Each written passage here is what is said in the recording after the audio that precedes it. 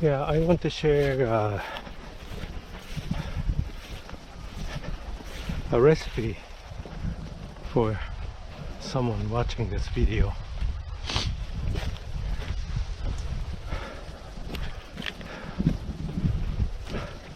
For a dog like this one.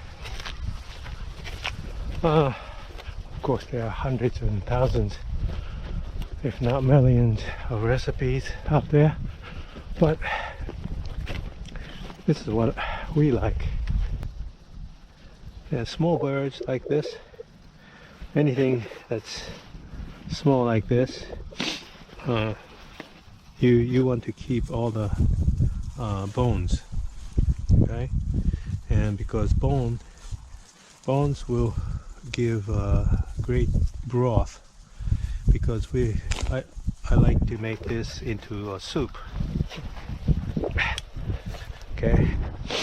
And first I burn all these tiny feathers with the burner, and then, well, you can roast it on a grill if you want to, and then you put this in a pot and pour Japanese sake in it, in a pot, and you can cook all the way inside the meat. Okay, everything is cooked and everything is boiled. Alcohol is gone. Okay, and you pour in more sake in the pot, and this time you don't want to boil. Okay, you want to heat the sake up to maybe, I don't know, 50 degrees Celsius.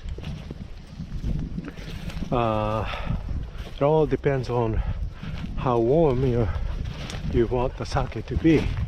In the winter time, I want to make it very hot, you know, not to the boiling, of course.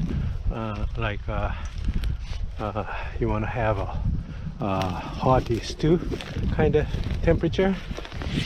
All right, and you pour in maybe a little bit of soy sauce. Maybe you can do anything you want. You can put miso in there